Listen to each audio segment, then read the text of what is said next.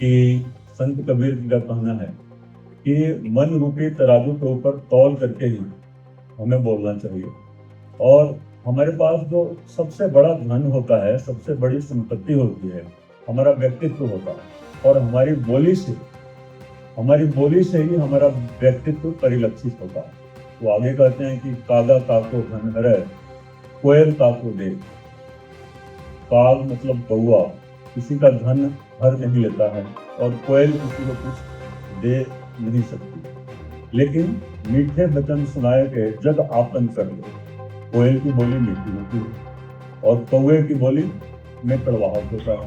इसलिए बोली के ऊपर उन्होंने बहुत ज्यादा ध्यान दिया।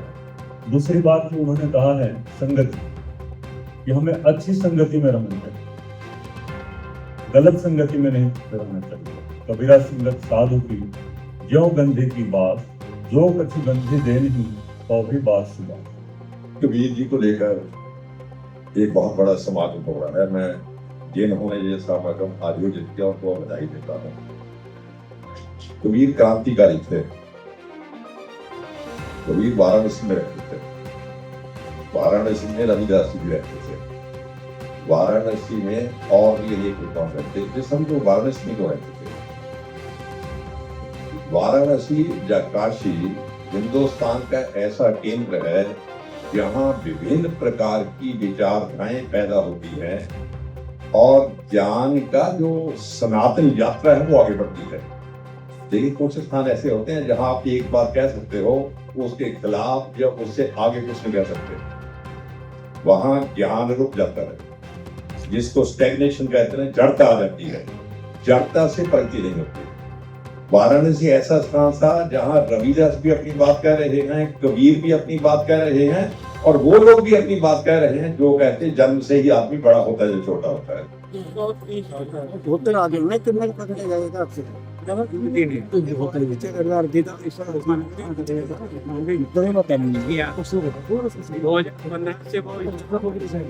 को मना रहे हैं, लोगों को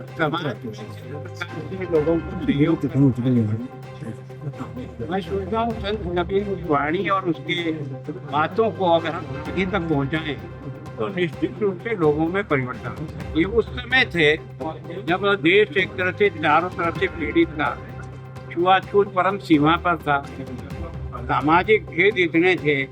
वैसे समय में भी एक बिना किताबी ज्ञान के भी संतों की वाणी सुन करके उसमें इतनी ज्ञान की प्राप्ति हुई कि उन्होंने जो भी दोहे बनाए वो दोहे उस समय नहीं, आज भी देश नहीं दुनिया को इसलिए छोटे से वाक्यों से समझा रहा है कि वास्तव में मनुष्य है क्या और मनुष्य कर क्या सकता है।